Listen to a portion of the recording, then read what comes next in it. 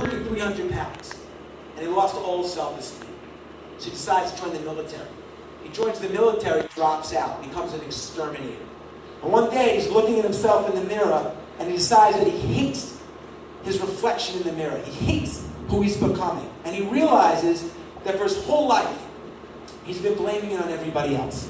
His mom for moving to Brazil, the teachers for not intervening when the kids were bullying him, the kids that bullied him, his dad for being whatever he was to him as a kid. All the circumstances. Realize that the only way that we are going to change is by doing it himself. So he goes and decides he's going to be a Navy SEAL, and he goes to the recruiter's office, and they tell him because he has past military experience, he's got 2 months to report to BUD, SEAL training camp. In 2 months, he loses 105 pounds, he breaks into the local Y through a window, teaches himself how to swim, becomes a Navy SEAL, and a highly decorated Navy SEAL. When he loses some friends in a military procedure, he decides he wants to raise money for the kids of the fallen soldiers. His version of being a brownie, he Googles the 10 hardest things in the world to do and starts to do them to raise money for the kids. In the course of that time, he becomes the best endurance athlete on the planet. He sets the Guinness Book of World record for most pull-ups in a day. He does 4,030 pull-ups in 17 hours. I think we have a slide here. He goes from this guy that I saw in the race to this guy. I gotta meet him. So I cold call. Like I told you guys earlier, if I want to meet somebody, I pick up the phone and I call him. I track him down to San Diego. I said, I want to come meet you. He says, look, I'll give you 15 minutes tomorrow if you fly out on your own nickel. So I get on a plane. I lived in New York. I fly to San Diego. And we're sitting down, and I realize in our lunch meeting that I'm not going to get the secret sauce in a 15-minute conversation with him. There's just no way I'm going to get whatever makes him tick. I'm not getting it. I just looked at him. I said, you know what? Would you come live with me and my family for a month? He looked at me like that. I was going to say, I'm just kidding. I'm just kidding. And then finally he said to me, I apologize for the language, but this is a direct quote. He said, man, if you're crazy enough to ask a guy like me to come live with you, motherfucker, I'm crazy enough to come. 3 days later, he's at my breakfast table. So I called my wife. She's like, how'd the meeting go? I'm like, he's coming with us. She said, you got on dinner on a bus? I'm like, no, he's coming to live with us. Friday. Friday comes.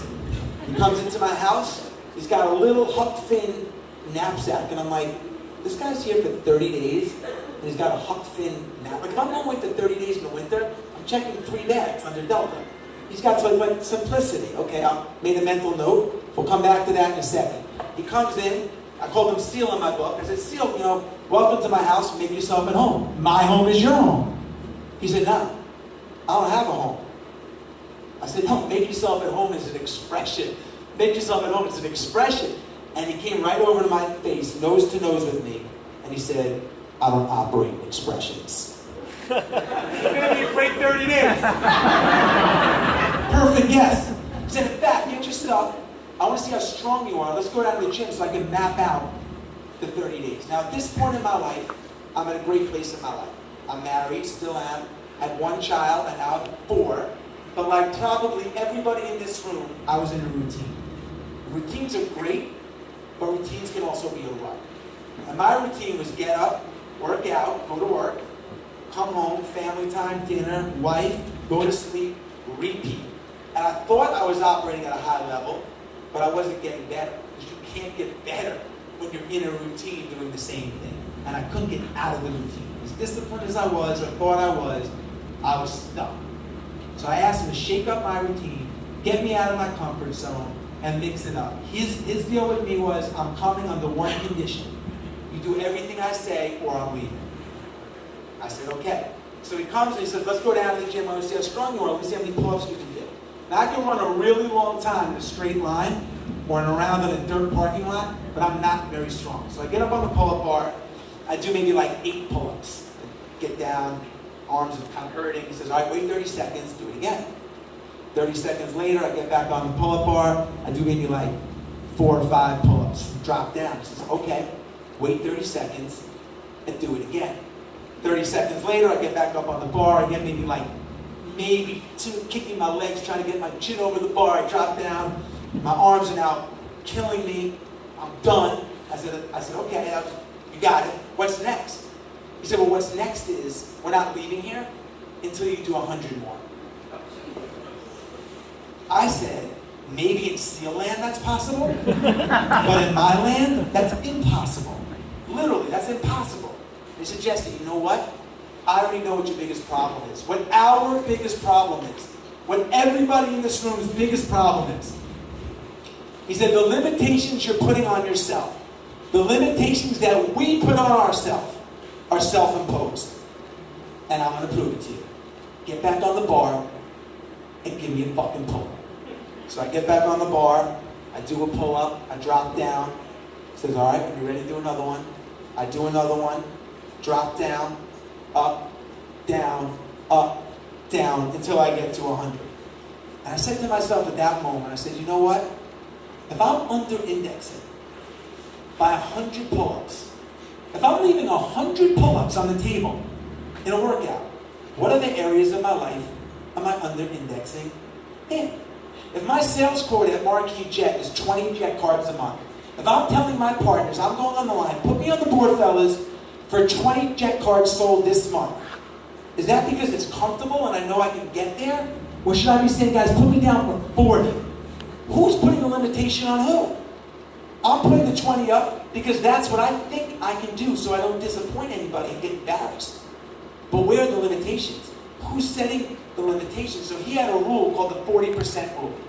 You guys remember one thing today, remember this.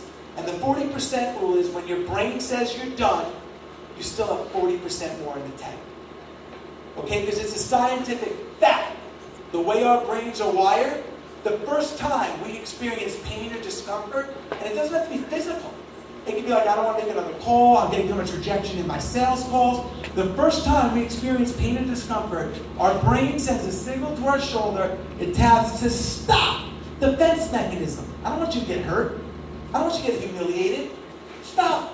When you ignore the tap on the shoulder and go into the 40% reserve tank, that's where the gold is. There were 50 times we could have quit Marquee Jet during the journey. 80 times if we would have listened to this. 80 times if we would have listened to this. That's where the gold is. So let me give you guys an example so you just don't think this is just like hogwash shit. Every year in this country, 600,000 people, line up, raise their hand, and say they're going to run a marathon. 26.2 miles. The furthest distance you can run outside of an ultra marathon. 600,000 people start at the finish line and say they're going to attempt to run 26.2 miles. Of those 600,000 people, what percent do you think finish? Anybody? 50 was a good guess. 80? Well, the answer, 50 was a good guess, but the answer is 98%. 98% of the people that set out to run a marathon finish. And I will bet you guys, every single certificate and cent of stock that I own in the Atlanta Hawks, that almost every single one of those runners experiences what's called hitting the wall. Hitting the wall is a running term that happens around mile 18 to 22 when exactly what I just said happens. The brain sends a signal and says, stop, man, what the hell are you doing? I'm tired, my feet are swollen, it's cold out. What are you doing? Get off the course. Well, why does every single person virtually complete the race? Because they ignore the tap on the shoulder, they pull into that extra 40% because the goal of finishing is more important than the pain and the sacrifice. Okay, so he had a rule, every day we had to do something that sucked. We had to get comfortable being uncomfortable. And at first I didn't understand what that meant. It was hogwash. It was SEAL talk to me. And he put me through this series of unorthodox things. So one day, we're going for a run, a 10-mile run. It's in a blizzard in Connecticut in the winter, and I live on a lake, and the lake is frozen. And we come back from the 10-mile run, and kids are playing hockey on the lake. And he goes down, he takes his hand, he goes like this, moves all the snow away, grabs a boulder, starts banging it on the